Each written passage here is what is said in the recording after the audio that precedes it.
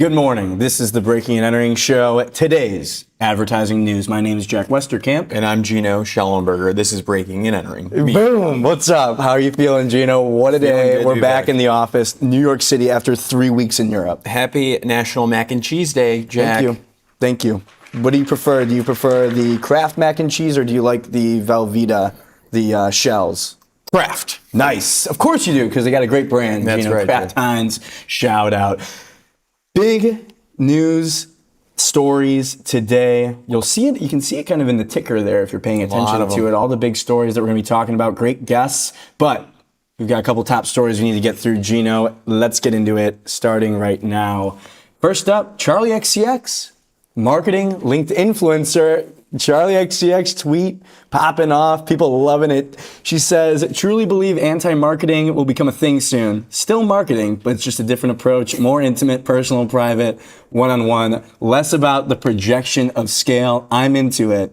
XX, 3.1 million views on X, the Twitter app. Absolutely. I mean, Charli is absolutely correct here. She is crushing it. I'm a big fan now.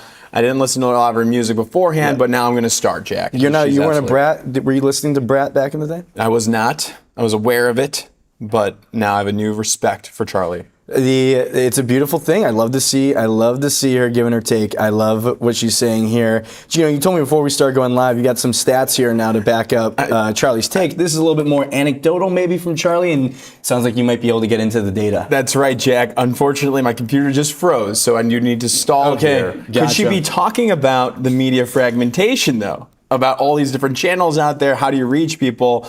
And people are confused about that. We'll bring people together. More intimacy is what I'm thinking. I mean, you talk about one of the great brands of all time, Charli XCX, with Brat. That was a phenomenon back in the day. So who better to lean in and talk about this? Will we see a Charli XCX LinkedIn account here soon? Because I think there's some LinkedIn influencers that are shaking in their boots. I also asked Charli to come on the live show, which you see there. I sent her a DM as well from our Instagram account. Have not heard back, unfortunately. Absolutely. We were talking also before, is she more qualified than some of the ad agency professionals that do this for a living to be posting about this stuff? And I think so. 100%. I think so. Yeah, that's the beauty. It's like, Can we pull up the quote again while we're talking about this too, so people can look at this? I was saying, like, this is as good as it gets, like from someone who lives it, someone who's in the culture, someone who's creating culture. Some people observe it from the sidelines and try to replicate it, i.e. ad agencies. Charli XCX, if anyone gives her hate for like speaking her mind, you're just look in the mirror, dog. Let's look at the point here that she made about it should feel personal. Well, here is a study from 2023 from the Journal of Marketing and Management. The study is when parasocial relationships turn sour. The finding is when audience perceive relationships as overly commercial or exploitative, trust declines and some consumers become active critics. Authentic relationships that are more personal remain effective. So she's right there on making it more personal, Jack. Anti-marketing, though. What is this? What does it mean? There's a little bit of anti-marketing going on, I feel like, with Pinterest and maybe Claude a little bit, too. We'll talk more about Claude in a second. But Pinterest, is there a little bit of...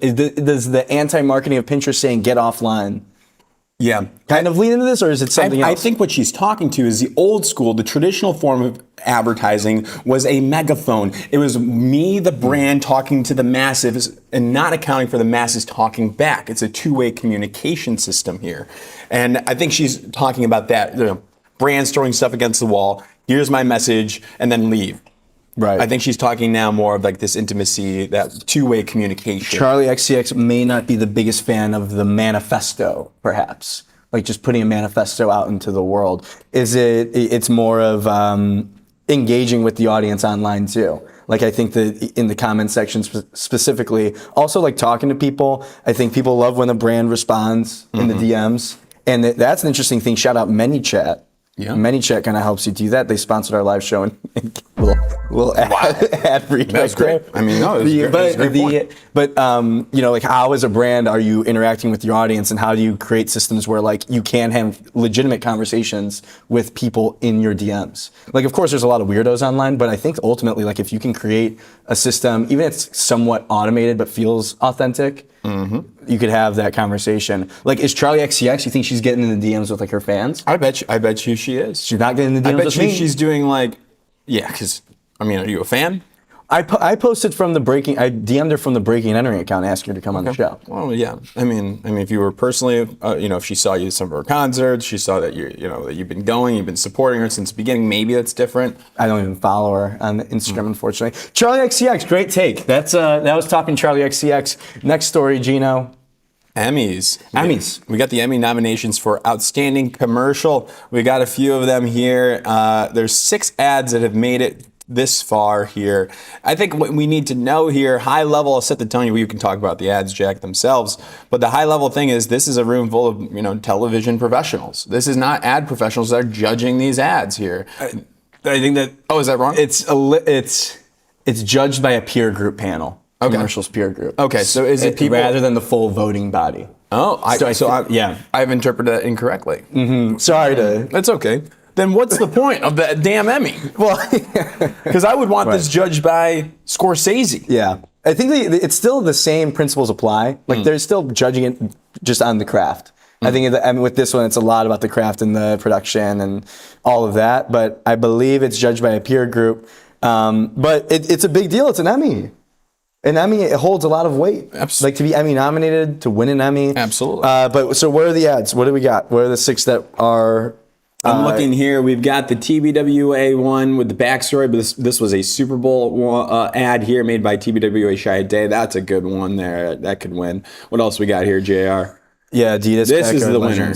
This is my pick to win. This is going to win. The Backyard Legends, Timothy Chalamet, kind of felt like Marty Supreme-esque, but this came early in the World Cup campaign world, like people putting out ads, but by Lola USA, which is a newly formed ad agency under the TBWA umbrella Omnicom. I had this whole thing, like I was going to say, like if it's judged by TV folks and professionals, producers, and this is the most TV-like, it's going to win because of that. But that argument's scrapped because it's by a peer group, and I'm wrong. The next one, Apple, A Critter Carol. So this one, people maybe to remind everyone what this was, but it's made practically, and I think that this was made by Mark Malloy from Smuggler. So TBWA Media Arts Lab on this one, another nominated. What's next, JR? Apple, I'm Not Remarkable. Kim Gerhardt was the director for this one, but this is all about showing Apple's accessibility features. Next one, Nike Why Do It? A little bit of villain era. We love when Nike leans into the villain era. They changed the tagline from Just Do It to Why Do It. I believe that was Tyler the Creator voiceover there. So another powerful one. This one was sick. And then another sick one that just Coinbase Your Way Out by Isle of Any. This took home a couple can lines itself here. They did a great job.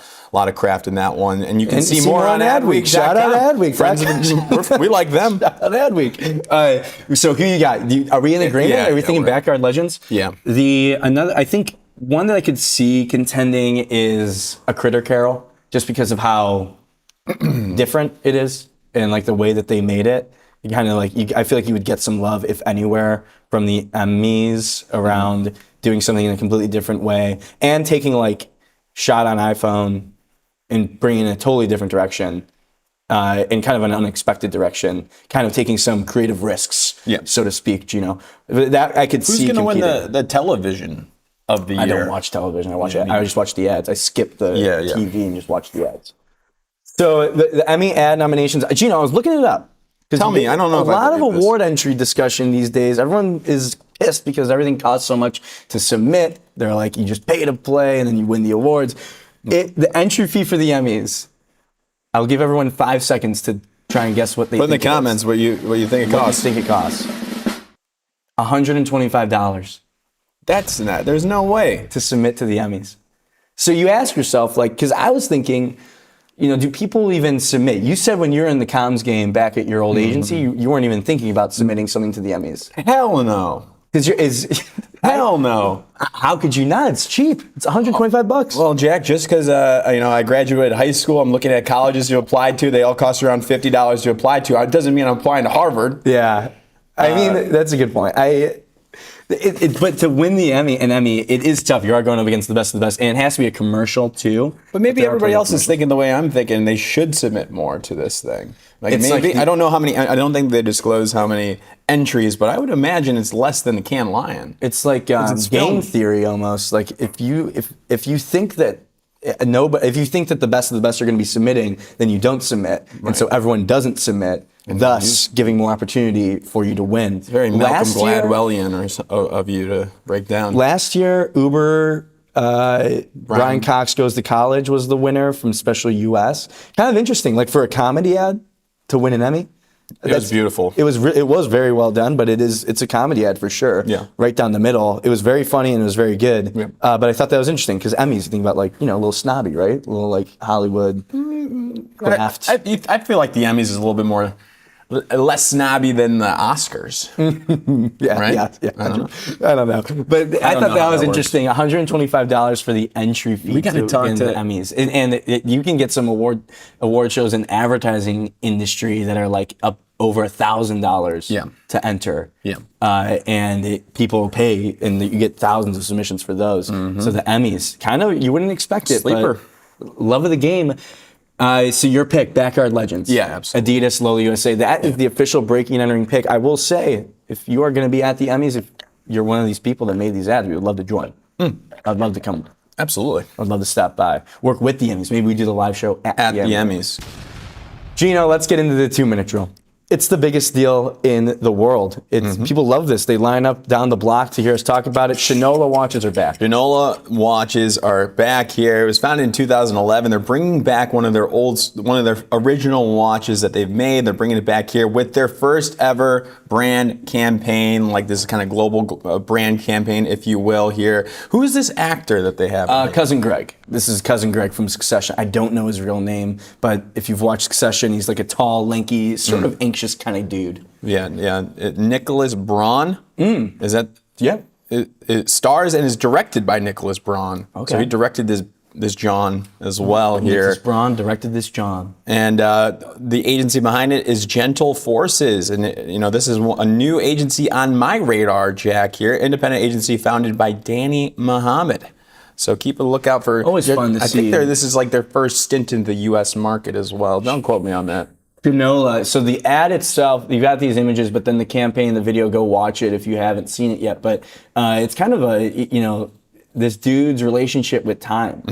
I'll tell you what, we all have a relationship with time. So Shinola seems to be trying to cement themselves as a watch where, your relationship with the watch is about slowing down versus if you looking at a watch, you kind of associate that with a little bit of stress, right? I thought, if you're looking at the watch, you're like, oh, I got to be quick, I got to hurry up. But they try to position it as not that. I tell you what, when you watch this ad, because there's a video spot, it's a breakup scene essentially, and it doesn't reveal who or what he's breaking up with. I could have swore it was going to be an electronic, digital, an Apple Watch essentially. Oh, I could have swore it was going to be I'm done with this. You're giving me too many notifications. I don't want to be bothered all day. But it turns out he was talking to the watch, but it was about the relationship with time. Well, there's an opportunity for sure to be the antidote to the over-optimization crowd, the people that track their sleep and track their heartbeat. Yeah, who's that guy that wants to live forever? Brian Johnson. Yeah. And so I think a watch. I feel like there's gonna be a watch that's gonna do that. Be just use it for the time. You could get Robert De Niro. Yeah. Just be what's up with use the watch. Or Larry David. Tombras, Gino. Tombras continues their hot streak, winning Starkist. It's the tuna, canned tuna, right? Canned tuna. Charlie first swam on the TV screens in 1961, Jack, and they're going to be leveraging that brand and that Charlie, that mascot here. They are. Fun fact here, Charlie the tuna has been around for 65 years, making it older than Ronald McDonald, the Energizer Bunny, and more brand mascots. All right, so Tombras gets a win here. Starkist, the brand that I feel like is synonymous with my childhood, but I haven't really heard much of recently. And you think about canned tuna, right?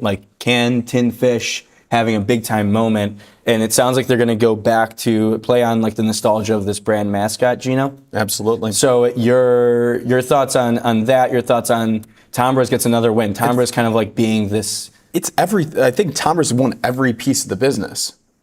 I think it's like media, strategy, creative, whatever else goes into running a freaking business nowadays. It's creative, media, social, analytics, digital, all of it.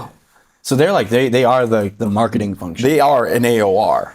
This is as AOR as it gets. Yeah. This is old school. You talk about leaning back into look at Dooley. Look at Dooley. You talk about leaning back. What'd you say? Well, I'm just doing my Dooley impression. You talk about they go into the using the brand mascot. The structuring of the relationship, additionally, leaning on some old school ways, I would say, Absolutely. Right? Full AOR, not being shy about it either. I don't hate it. Don't hate it. Especially like Tombras, I think that they're one of those independent agencies these days that's like really trying to bolster up to be like, we have a media department, we have data, we have analytics. They got it all. And so like these indie agencies that are able to like spring up these different functions, I feel like have a big time opportunity. That's right. 70% of Americans are saying they're actively trying to eat more protein. So this tuna's all protein. Play into that, folks, and that should win. Up next, wild one here. Rachel Karten plagiarized pretty blatantly by Dentsu and 360i in their new State of Social reports. Rachel posted about it yesterday, and pretty much kind of word for word in this new State of Social report from Dentsu, they take what Matthew Stasoff wrote for her link in bio newsletter. If you don't know Rachel, she writes one of probably the most popular social media newsletters in the world called Link in Bio. She's probably single-handedly contributed to like so many different people's social media careers with her insights and her interviews and what she does. And it came out here that 360i, Dentsu, in their latest report, took it word for word in one of her latest blogs. Yeah, imitation is the highest form of flattery. Plagiarism, we don't accept. Right. There's a fine line. Of course, drawing inspiration is one thing, and that's what I would imagine. That's what Rachel wants. She writes her newsletter so that people can kind of like take it. Credit would go a long way in this situation, I think. Here's a whole couple paragraphs written by Matthew here. Some fun facts, interesting facts, not fun. That's good. Patrick Coffey reposted a fact that 40% of long-form LinkedIn articles were fully AI written from 404 Media and Pangram Labs.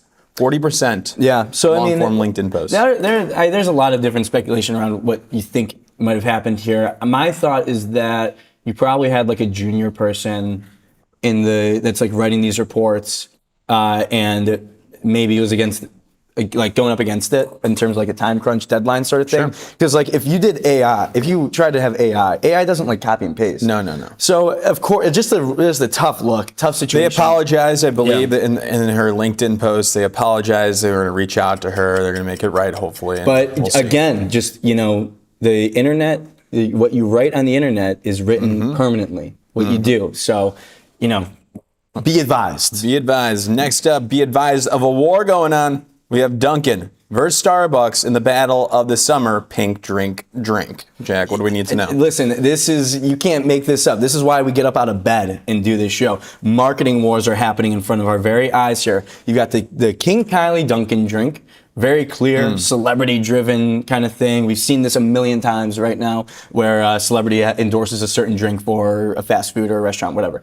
Also, you got Starbucks. Starbucks just came out today too with their own pink energy campaign, talking about the summer of pink and some new lineups, new releases around pink drinks. This was done by American Haiku. The Dunkin' work was done by Artist Equity. Oh yeah. So that's I believe Ben Affleck and Matt Damon. Yeah, both are on that.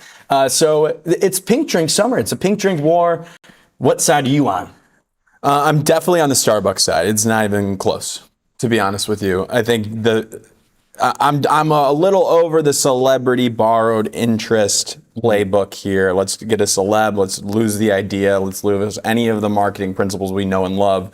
Let's forget about all of that. Yeah, Starbucks got it. And I would say that the Dunkin', from what I've seen on the internet, has gotten mixed reactions, to put it lightly. I think people, like, this is Charlie XCX called it. She's saying that the consumer is so aware, and it feels like they've just gotten a ton of pushback now. In some of the other posts that I was saying with Duncan and Kylie around like, oh my God, we get it. Like this feels like a lot. And in the video, Kylie says like, "What's a Duncan?" as one of the lines in there. And so that first comment, "What's a Duncan?" Duncan do better. And then, but Starbucks, no celebrity, just the straight campaign, clean. Just good. So we're in agreement. Starbucks a dub. It's so far. We'll see. Who knows which one will sell more? Who knows? We'll see. Who knows? Let's meet back up at the end of the summer. We'll see what wins. Next up, Gino, what do we got? New Facebook Marketplace ad. Sneaky, one of my favorite long-lasting, I guess, through running campaigns of the last year-ish from Droga5 Facebook Marketplace. This is a continuation of like Facebook Marketplace. I forget what the tagline is, but it's pretty much like you get more than what you came for with Facebook Marketplace. And really like this one. What do you think? Yes, this is good stuff here. It's beautiful. This was directed by Mark Malloy over at Smuggler. We talked about him. Emmy nominated right now. So beautifully done here. This was made by Droga5 as well, ideated by Droga5, who's been working on this for some time now. The young woman finds her dream pickup truck. She's got to work other jobs, and she eventually gets that truck here. It's kind of following that playbook that we're seeing. Like you're going to find more. It's basically what you find on Facebook Marketplace is going to get you offline. Right, it's going to give you experiences, and we're seeing that with Pinterest, and we're seeing that kind of with Polaroid as well. Yeah. So, once again, Charlie might be right here. This guy, I love that guy. That character is amazing casting on that guy. But I agree with you. I think they tell a really good story, and I think like Mark Malloy and the Droga team. Like they've just kind of cracked this code, and they have a really good storyline that they keep using over and over with this campaign. And I don't say that in like a negative way. I think it's like really smart. We saw it with like Thanksgiving and then Christmas, using Facebook as a platform to get more than what you came there for. And it ends up with her gaining friends and making these memories and these experiences. And of course, the payoff at the end with the truck. It's a winning playbook in the, like with AI going around and everybody on their phones. If you can appeal to human connection in your marketing, you will be just fine. You will get covered on the show probably. And interesting for Meta and Facebook, of course, that's like they've got such an interesting, kind of like a negative connotation, I think, in the general public. But people love Facebook Marketplace, and they love Facebook 10 events years. still. 10th anniversary, Facebook Marketplace. Some more beef, Gino. Sam Altman versus Claude here. So Claude put out a commercial last week that's gotten a lot of, of course, with anything that they put out, mixed reaction. There's hope in hard questions, kind of tackling and addressing the stigmas around AI, the existential dread that people face when they think about AI, and facing it head on through a pretty provocative sort of like imagery. And they surveyed all these people, and they put all the voiceover of people expressing their concerns. But to me, the story is Sam Altman getting in the mud with them. He did not like this. No. He claimed that he thought this was satire. And like this was a joke ad here. And he obviously went to Twitter and complained about it. Jack, what do we need to know? Why is he complaining? Sam Altman kind of complaining, like, I mean, he goes at him for a bunch of different reasons. I think like kind of come for the best model, stay because we don't treat you with contempt. Sam Altman posted on Monday without context. And then in a separate post, Altman took a swipe at a new advertisement, saying, I thought this was satire, kept looking for the handle to be spelled a different way of spelling Claude. But it's like it's really interesting to see him get in the mud. And he loves responding to the Anthropic ads, it seems like. Yes. And he's done this before. Yeah. We saw it when Claude came directly at OpenAI with the Super Bowl commercial, calling out and addressing ChatGPT for putting ads in their chatbot or whatever. And Sam Altman was kind of like, yeah, it's funny, but it's completely false. But interesting. I love it. To me, this is a dream scenario to get him in the mud, coming at it, going and kind of bring more attention to the ad, though. Oh, absolutely. Bring more attention to the ad. So do you think, like, in your opinion, just like... You don't see Coca-Cola going at Pepsi. I mean, that's a much more established brand. But it is also like the benchmark. That's what we have to look at. Like the classics of like challenger brand versus market leader. And I believe OpenAI is the market leader when it comes to AI. I feel like that's what they have been positioning themselves as for a while. But I wonder now, because now Claude is like kind of cementing themselves as the moral authority of AI. Is kind of what they're really pushing for. And in that respect, you wouldn't expect the challenger brand to be the one to take that position. Yeah. You know what I mean? Yeah, no, absolutely. I mean, it is a great play, and it's obviously provocative to Sam, so it's working. It gets into isn't that kind of like what you when you're making that ad, you getting Sam to respond to it. I think that's a nice plus up. Yeah. But like your whole thing, That they found like their positioning, they're going all in on it, and it's working. Yeah. That can only be done by a great ad agency. So Mother, shout out Mother. Gino, let's move on with the show. What do we got? First story. Who do we got, Jack? It's Craig and Toby, the crew, Code and Theory and Anomaly coming together under the Stagwell roof because they just won IBM's Global Creative Account, I believe. Yeah, you know? this is a massive account. So a huge win for them. And we've got Craig and Toby to join us right now to talk about the recent win from for IBM. Bring him in. Nice. Nice. Did you just do a 6-7 there? There it is. Hey, Craig and Toby, how we doing? What's up? Thanks. Good morning. How's it going? Excited for you guys here. Whoever wants to lead this one off, just explain the news to us so we all know what's going on in our audience too. Explain the news. So IBM, I heard you guys just talking about AI and OpenAI and Anthropic. I think IBM, 115-year-old AI company, technology company, sort of the one of the foundational brands of our industry. I think when you look back at Smarter Planet, you look back at eBusiness, you look back at some of the most foundational work done in digital with Ogilvy and IBM. I mean, it is one of the most storied brands in our industry. And after a long run, I think they've chosen to take a new direction, and we're entering a new age, the age of AI, and Toby and I are really fortunate to be handed that baton and help IBM sort of write their next chapter. Absolutely. I want to go into that. I mean, 32-year relationship with the previous agency, historic run, and applaud to them. I want to dial in a little bit more on what the review, what was the reason for the review? You touched on it, a new era of AI, but when they were doing the pitching process, like what were they asking for? What were they looking for? What was the change that caused this review? I mean, I think the job, the job to be done was clear, which was to reclaim IBM's leadership in enterprise technology and show the world how IBM creates smarter business. And so they couldn't have been more clear with that. Mm-hmm. And then what they were looking for from us was that intersection of creativity and technology. And so it made total sense to bring together Code and Theory and Anomaly in that way. Yep. Yeah, that's I kind of was like saying, you got an interesting here because and no offense, Craig, I mean this in the nicest way possible, like Code and Theory, kind of like more techie, a little like nerdy, a little bit nerdier. I'm just gonna say it. Obviously, I feel like it's like we embrace our nerdiness. We love being nerds. We're big nerds. It's perfect, and I don't know if what's the Craig. Doesn't Code and Theory? Don't they do created the? Is it the CNN? The Magic Board. That's right. Big board, CNN, one of the most watched surfaces in our country. We gotta get one of those. I've been saying that. We gotta get one. Need one. Yeah, we'll talk after this. So that's like just to give it makes a lot of sense. They have Anomaly, a great creative agency, of course.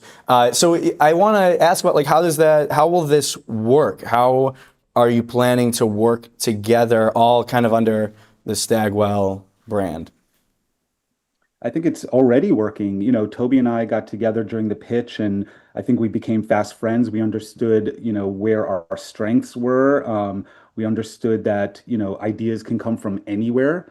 I think, we both brought the best of our capabilities to the table. And funny enough, in the pitch, we sort of swapped capabilities a few times where, Anomaly kind of came to the table with some really freaking good, like, tech kind of ideas and activations, and our team came up with like some interesting, sort of design and kind of big ideas, and vice versa. And it just became a blended team where, there was no beginning and no end to who we were and what we could do. I think we just came together, in a way that was quite natural and represented our passion for the business and represented what I think IBM really was looking for, which was an agency partner that brought the best of both worlds in terms of, big brand storytelling, but also the speed, the scale, the velocity, the technical acumen, and most importantly, the design acumen necessary to be a brand in today's day and age. I mean, when you think about a brand today, you have to be both machine consumable and human relatable, right? And, I think bringing our two agencies together at first was like, how's this going to work? But it just worked. I mean, there were no egos. I mean, we all came to the table. We put our best ideas on the board, and it just magic happened. It was great. And I think, like, yeah, Gino, what's your mantra? You can't do this alone. And that is true of any creative endeavor, particularly on this brand. Like IBM are some of the smartest guys in the room, and so you need to assemble your smartest people. So it's about two great agencies coming together, but at a more human level, it's about we field our smartest people, and get them together and get them to riff off each other. And if you'll pardon an England metaphor, it's like England have got Bellingham and Kane, the double threat. So if you don't get one of them, you get the other. And why have one striker when you can have two? Oh, it's fantastic. It makes so much sense to me in general. I do have a kind of a more difficult question. So it was in the Ad Age article, it said before the introduction of AI, IBM's marketing creatives spent 80% of their time on derivative assets. And now that has been reduced substantially to below 40%. So my question to you all, now that creative work is going from 80 to 40% potentially with AI, where, Toby or Craig, will your creatives be spending that reclaimed time? Look, I think we're all experiencing that, that reality across all of our businesses. And, you take that reclaimed time and you put it back into the business. You put it back into, thinking about how to be better strategically, how to understand, the business better, how to build, more capabilities. I mean, we live in such a fragmented media ecosystem in which there is never enough time to do anything because there are so many things to do. And so when you think about, where you put that time, it is being more innovative, coming up with better ideas, figuring out how to strengthen the relationship across the board, thinking about sponsorships, thinking about, future channels and future endeavors.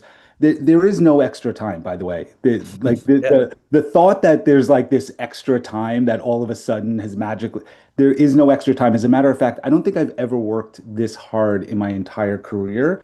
And I could honestly say we're some of the most forward-thinking AI kind of like practitioners. There's no extra time. It's doing more because you need to do more, period. That's it. And also, I mean, if you look at that statement, it's about diversified assets. It's about versioning, essentially. So, the core tenets, like our job is clear. We've got to make IBM meaningful. IBM is sitting on some of the best stories never told. So how do we bring those to the surface? So that's just brilliant classic storytelling, which it's timeless in form, but like it may take other shapes.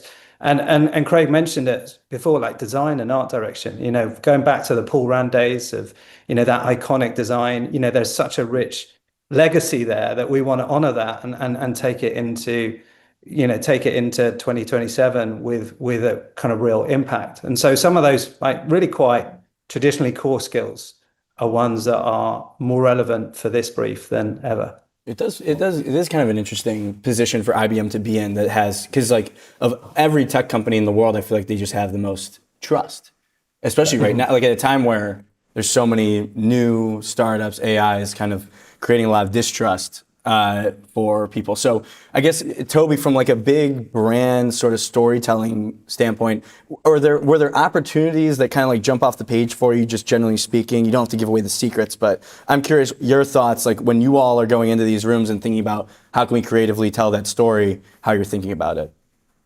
Yeah, I mean, 100% IBM are trustworthy and are trusted. Their metrics are really high on that front, as they should be when they behave the way they do ethically and they've been around for so long. but the last thing you want to do is say, trust us. This is the quickest way to lose trust. So you show it through your actions. I mean, they're already, they've got cultural tentpoles, big sporting events like US Open and Masters and Grammys. So of course, those properties are a way to reach people and to show up and earn trust. But like I said, they've got this sort of goldmine of stories, like enterprise stories of how they're helping, Fortune 500 companies kind of move forward and progress and build smarter businesses, whether that's using quantum in healthcare, or they're a data partner with the UFC, using AI insights. Like, it's some of the stuff that no one really knows about IBM, but demonstrate what they're capable of through their actions. And once you show what you can do, then people will trust you. I love it.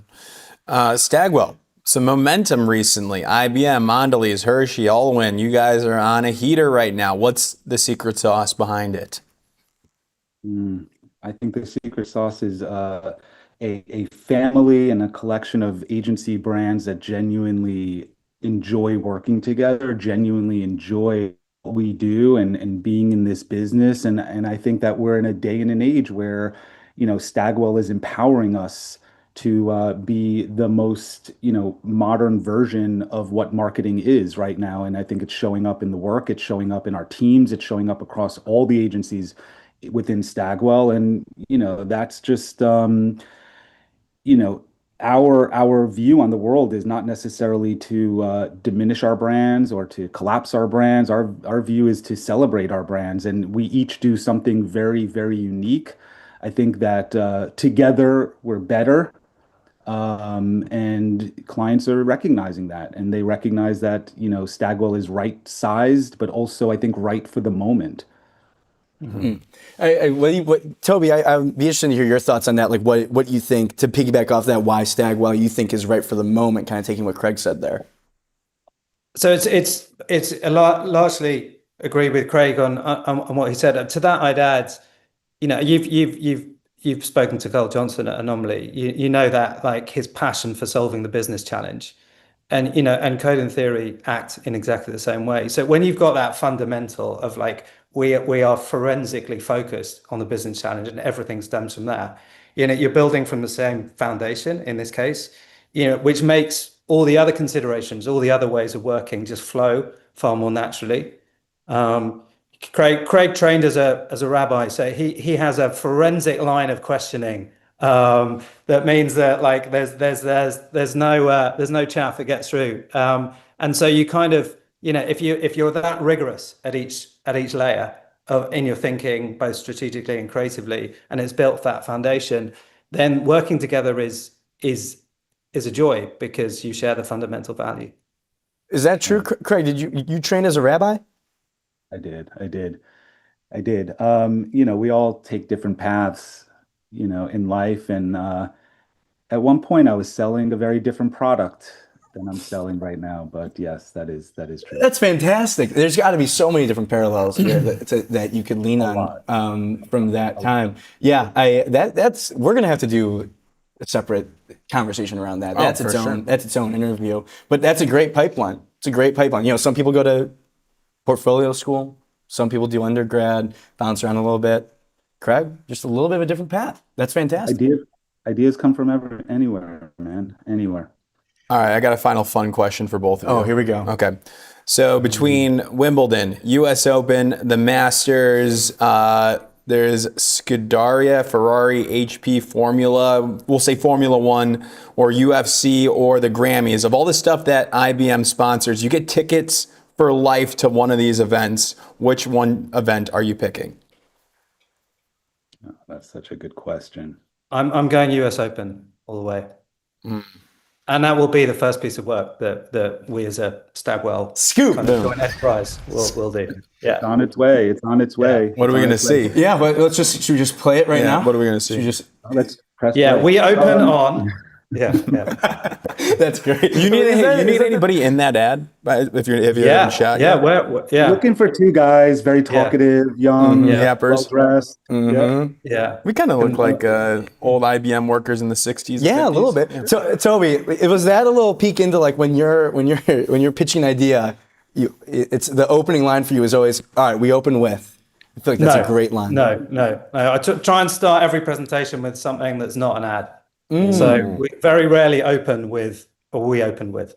Got it. This will be the best ad you ever hear right now. All right, Craig, what are you picking? Which event? I know I was hoping Toby wasn't going to say the US Open, because what I was going to say is sort of sounds a little cliche and we're kind of playing off each other, but I would go Wimbledon. I mean, go buy a white suit and get in the stands and live that tradition. I love it. I think Wimbledon's one of the coolest experiences ever. So for me, it would be lifetime tickets to Wimbledon. Yeah, Jack, you're picking the Masters. I'm going with the Masters for sure. I'm taking the Masters to get the sandwich. The IBM, the IBM Watson Masters app. I believe we talked to him. We've talked with the IBM folks about it. It's one of the great. Jonathan Adishek. Yes, he's our homie. Jonathan Adishek, legend, friend of the program. We after the Masters last year, we spent 20 minutes on this show just talking with him about it. We're massive fans of it. So hopefully that never goes away. Great.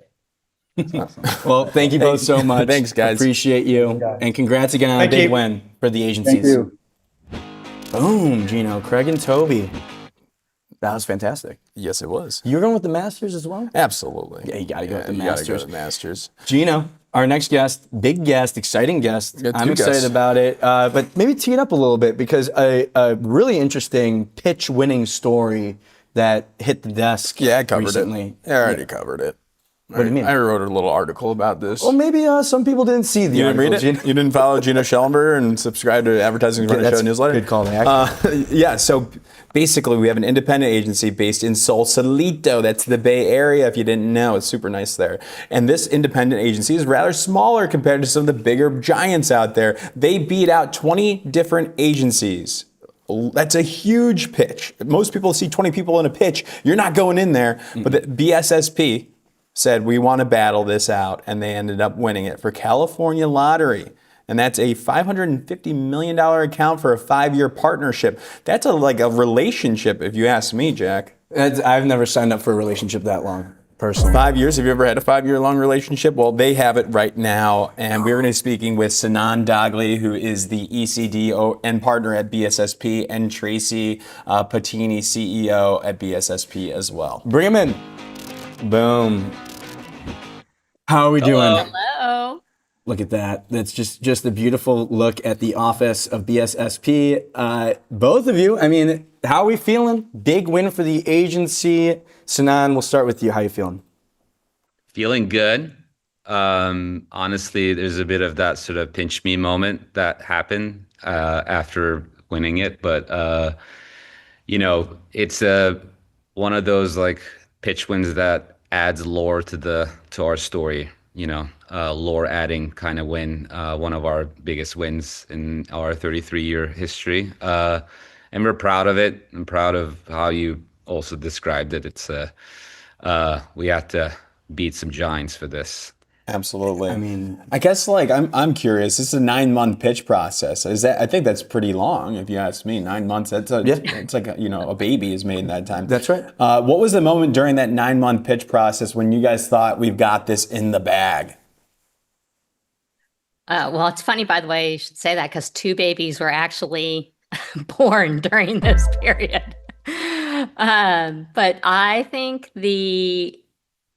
that we gained confidence at each stage because the client kept commenting on how much they could tell we liked each other as a team with our partners at Canvas Worldwide, and how engaged they were at every stage. So by the time that we heard that in the final pitch for the 3rd time, we were feeling really confident that we were standing out, not only for our thinking, but really for our chemistry.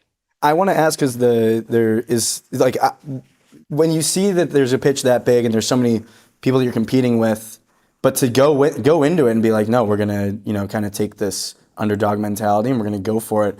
Tracey, is that something that has to be considered, like when you're thinking about which pitches you enter? And then why were you so maybe confident or willing to jump into this one?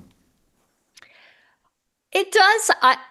Yes, it does have to be considered through the lens of the client and whether the client sees are is looking for numbers and the amount of bodies that you have versus a client that's just looking for your ability and they're not worried about the numbers. They're, it's not, it shouldn't be about the numbers that measures one's ability. In fact, it's quite the opposite. One's ability should be measured by the ability to make decisions quickly and go and get the bureaucracy out of the way. So entirely depends on how a client approaches our size.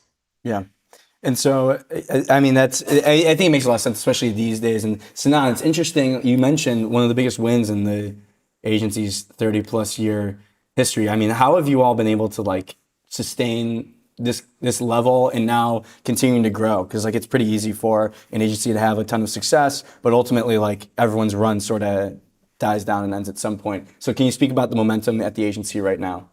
Yeah, I mean, we've had throughout the 33 years, we had some big wins along the way, right? Like Mini, Converse, even shout out Radio Shack, RIP. But some of those in Mitsubishi, we have track record that we absolutely can lend these sort of behemoth level, like giant, old relative, but for an indie, big accounts. And part of it is also when you think about the lending an account like this, it has a confidence build for everyone involved. And Tracey was talking about like how as we were like sort of getting through different gates and checkpoints, like we have, oh, it's getting closer. We kind of feel a little bit of that sort of, we could smell it. But at no point I thought it was in the bag until we heard. I mean, like it was like, it's one of those things like, am I hearing this correctly? We won. But yeah, I mean, it adds to the lore, but we've had some of these sort of along the way and curiosity. I mean, we are not a complacent bunch. We're always like pushing ourselves. A lot of sometimes you kind of look back and like you rest on your laurels of the stuff that you've made in the past or you won. It's never like it's about the next thing for us. So that pushes us to like swing. This was a big swing, as you're saying, like 9 months. This was open RFP to every agency in California. You could have both of you formed an agency in California and pitched this. You're lucky we didn't. Yeah. I was going to ask, side question. Is this the largest lottery in the U.S.? So this is the number 2 lottery. Who the heck is in front of Texas? Florida. Oh, really? Oh, they love lottery. Yeah. We are number 2, but scratches were number 1. And I will answer, this is unsolicited, but we're every single dollar that is made is going to the California schools and education. And last year, roughly, they sent $2.2 billion to this California school system. Every single dollar goes there. So there is also pride in the fact that we're going to be helping that along the way in the next 5 years. Absolutely. Well, you got I mean, I feel like it's like a defining moment to be, representing California and with such a massive account like this. You've also got Beast, again, one of the great, love Beast, the BSSP. You're going to put that in the S tier? S tier, yeah, I would say Beast is like an S tier agency branding. Yeah. So how is like that going to work? Is the team like primarily going to be the crew in California working on this, I imagine? Maybe Tracey can drop a hot, news on maybe an office. Oh yeah. Like right? I think one of our key strengths as well was that we built a team across California. So not located in just one part of California. It's the most diverse state in the nation. And so we have a team integrated team with Canvas working out of NorCal, our NorCal office, and then we have an integrated team in SoCal working out of the Canvas office. In LA. Interesting. In LA. There you go. So, That's it. That's a do you have any name suggestions for that LA office? We have some working ones, but nothing sort of Don't name it least. Nice. That's good. That was good, Gino. That was very. All right.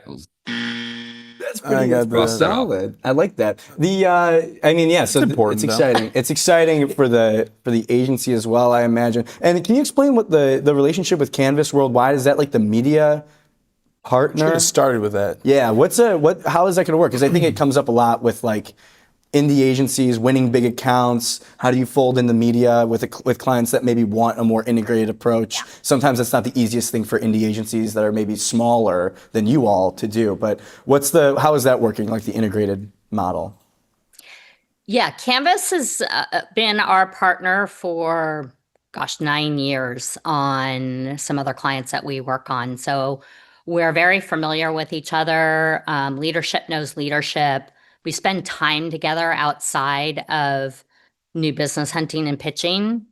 And I think that showed up in the room as well. I think that's why the client kept saying at every meeting, gosh, you guys just really like each other and you get along. I think it's hard for agencies to stand up a partnership right before a pitch and show up in rooms as though those relationships are already built. Sometimes we have to do it.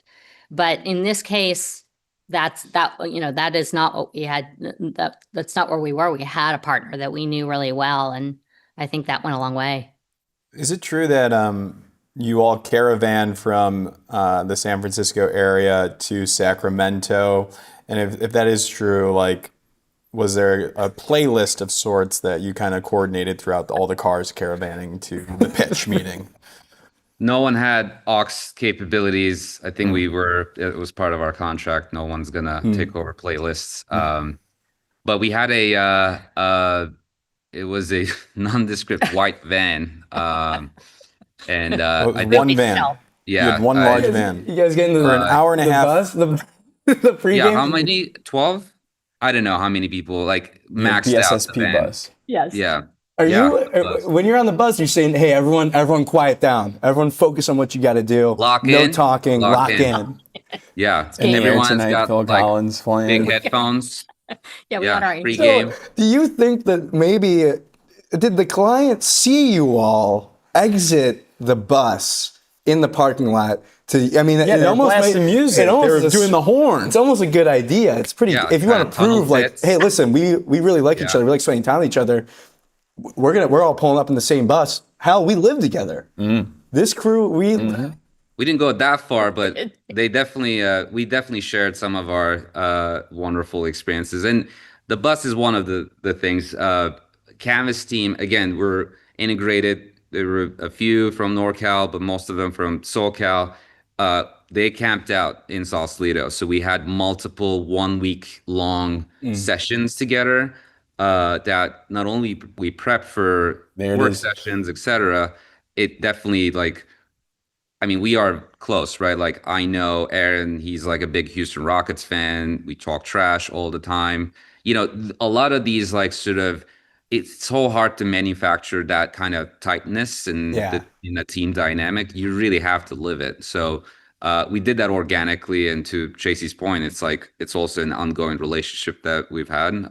So those things, I think the clients can smell it when you are, like, manufactured. I think we should try that idea, though, living together. Yeah. I would love that. We're looking to implement and then document it. Do a whole reality TV show. Yeah. I love it. I mean, I think someone said, it might have been Rachel Karten actually, or someone, but you can't compete with brands that are having more fun. And, like, similarly, it's hard to compete with an agency that's having a ton of fun. But you can't manufacture it either. No, you can't. You can't manufacture it. It just kind of has to be inherent. So I guess my last question is around building that kind of culture at an agency, especially one that's been around for a long time, because you probably over the years have to sort of reinvent a little bit, just with turnover and new employees. So in terms of the culture at BSSP, What do you think has been a reason why you've been able to build such like a fun, cohesive crew? I mean, I think multiple reasons for that. I mean, the way you hire is critical, and understanding of obviously not hiring the same skill set and same type of person, but like how do we always feed into this culture with new thinking and new sort of people, right? But also, you talked about turnover.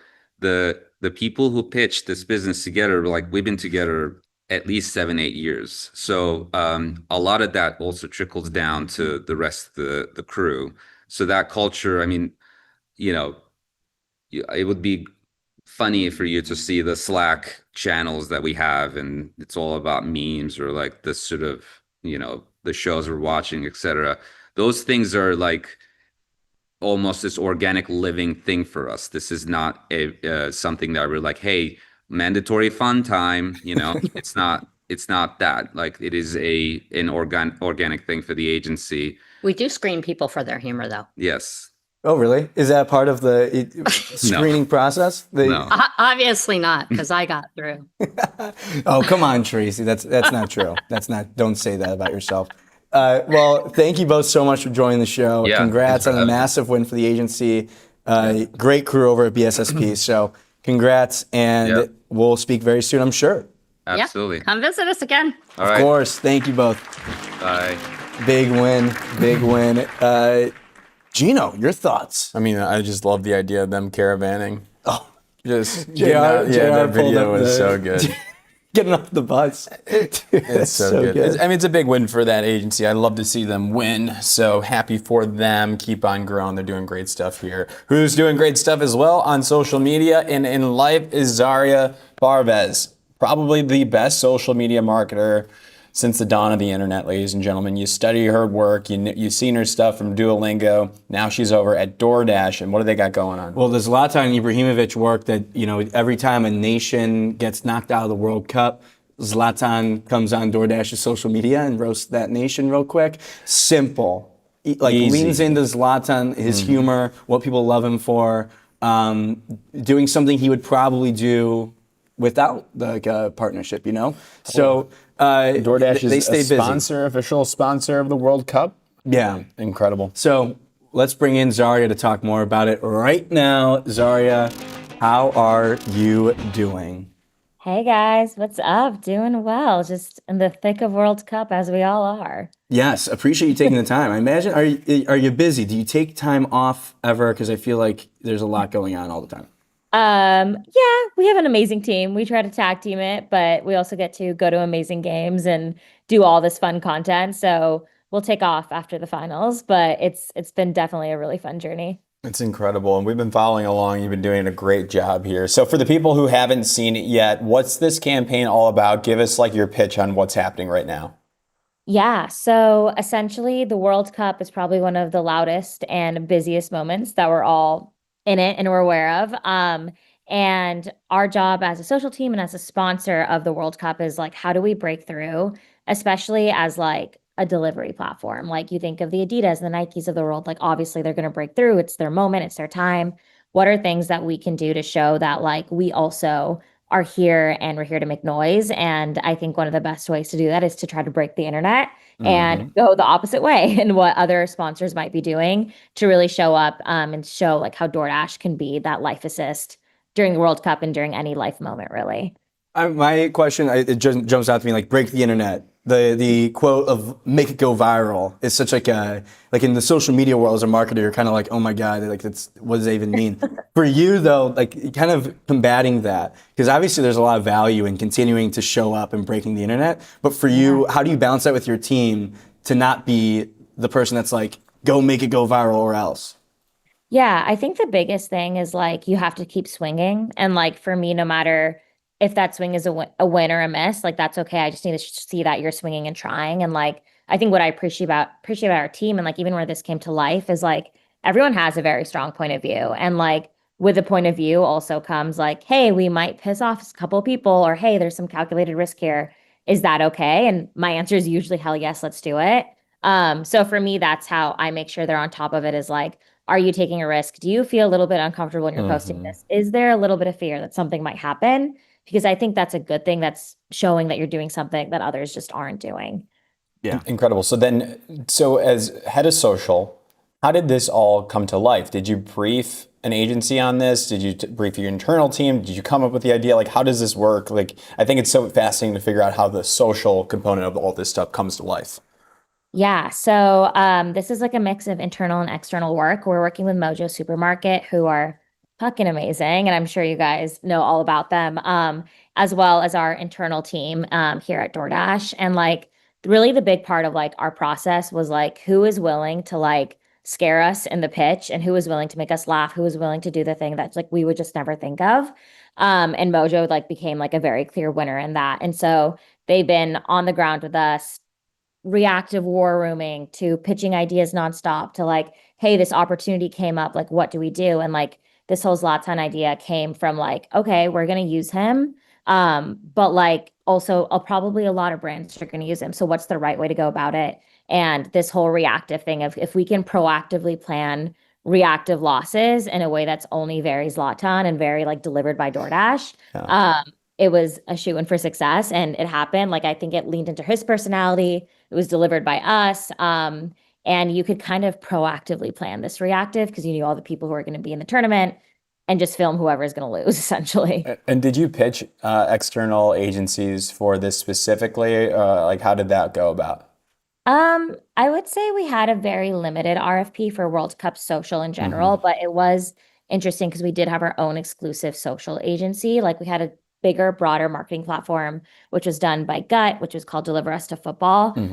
But we really wanted to bank in and like go deep here of like, what is a social first approach to this? Not just being like a brand sponsor. Yeah, I mean, it's a huge moment, and that makes a lot of sense. Like, look for that. Well, these days, like the social and the way that you approach and the brands that you work with approach social, it becomes something that's like, it's so big, it's so deep, and it's like its own like media universe. Like it's not like a part of a media strategy. It's its own media universe, which I think is something that you'll probably see more brands maybe coming to grips with. But for Zaria, give us an insight how you all are thinking about social as its own media channel and how much you pour into it.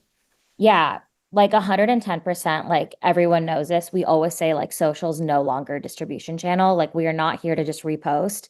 Like cut downs or whatever of the main like bigger campaign. It's its own ecosystem, has its own way people talk. Even if you use talent across the ecosystem, you can use it differently. But like social has its own language. It deserves its own budget. It deserves its own productions. It deserves its own agencies, its own RFPs. Like just the same way that we would treat like classic linear. Like I think social is now kind of becoming and stepping into that space. So like what are the places and the people you have to put in place to make that happen? And so I think DoorDash, especially with the World Cup, really did that with like, we are going to do our own separate social first campaigns. We are going to still be under our major platform of Deliver Us to Football, but like, we're okay with straying away a little bit. We're going to have different talent. We're going to have their own communities and like involve them. We're going to have our own agency here. So it really is about like equalizing almost versus just like social being an afterthought. Yeah, absolutely. Yeah, I want to ask because you kind of have a little bit of a theme here. I mean, with the Super Bowl, you worked with Fitty, and also like kind of a beef thing, you know, playing into that tension. Tension gets attention, and then kind of going back here's Zlatan, and it works. And like the 50 Cent stuff popped off, did amazing. The Zlatan stuff here is popping off, paying attention. Zaria, I like to think that you've got like this war room dashboard of like all the different screens, and they're all kind of saying like beef works right now on the internet. But is there something to that? Yeah, I mean, that is kind of funny. It does seem to be a universal theme. I do think that theme connects a lot with sports. And so that's why it worked really well with Super Bowl and now the World Cup. Like people naturally like kind of pit against each other. So kind of feeling that energy in with that moment makes sense. But yeah, I think like controversy, as we all know, speaks and like that travels. So figuring out like the right place to also tap into it of like not just being controversial for controversial sake, but like where can we also show like the DoorDash value add here? So like 50 is like DoorDash delivers everything. With the World Cup, it's like DoorDash is a sponsor. We're here. We're doing the thing, even if we have to like roast another country to make that known. So I think there is, I think it's a sports theme, but like we're also a big sports sponsor in general. So who knows? Maybe we'll be beefing with someone else next quarter. I'm so curious because first off, I want to start by saying that I could never do this. I'm way too afraid. So applaud to you and the whole team for getting this done. It's so great. But which country scared you all the most to troll?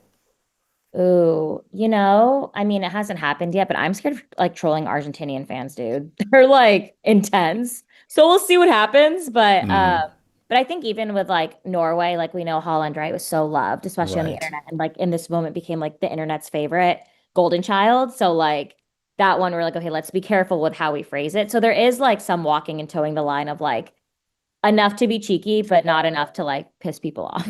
And I want to ask, like, which was your favorite troll comment that did not get approved? Ooh. PR people in the back. That's funny. I mean, I think my favorite comment that I've seen like also was like whenever Zlatan would go and like insult a country or comment on a country, somebody's like, I have the same amount of World Cup goals as Zlatan does. And I'm like, all right, guys. Like I thought that was really fun. But obviously, like we have to have a good relationship with talent. But it's like they said it, not us. But I think that was a really funny comment. That's funny. Yeah. And then working with Zlatan, like whoever was like working on set with him, I feel like he probably it's very him. I was saying before you jumped in, but like this is probably something Zlatan would do regardless, which kind of makes it feel and there's so much talk around relationships with talent and making sure that they're like a part of the creative process or at least are into it. So can you talk about that, like how Zlatan felt about doing all this? So like my like macro thing is I actually feel like talent strategy is like a very difficult and hard thing to do well. Like obviously everyone's going to use a brand spokesperson, especially in the World Cup and like sponsorship world, but like very few know how to lean into the meme with like who they're using, or like you'll see like one person as the same spokesperson across 7 different brands, and then it kind of all blends. So I actually wasn't on set for this. This was my team, but the big macro push for them as well was like you only use talent where like it's going to increase your share of voice. It's going to increase like their likability, your likability, not just like a brand sponsor, thumbs up, yay, we love DoorDash. So from what I've heard from the team on set, they said he was like very down to earth, drove himself to set, loved delivering these lines, and was like really like he brought the persona. Like he's a very like charming guy. And he is who he is, and that's how he was. And the fact that he was even like down to do this creative, I think speaks volumes to like he was willing to lean into the meme and take that risk with us. And so that's who we're looking for. Like, who are the people that are willing to take those creative swings? Right. And it's like you have to preserve the idea itself too. Like you can't water it down for the talent. But so that's kind of like the metric. Then you probably would use someone else, or you do a different creative idea if you thought it would get watered down, or if it did get watered down, which is tough. Walked away. Yeah, the teams walked away from like people who like didn't agree to our idea, because it's like if the creative is strong, we're not gonna let it get watered down. So it also takes more time too then to find the right talent who's willing to do the thing. 100%. So all said and done, what is this going to do, or what do you hope this does for the DoorDash brand?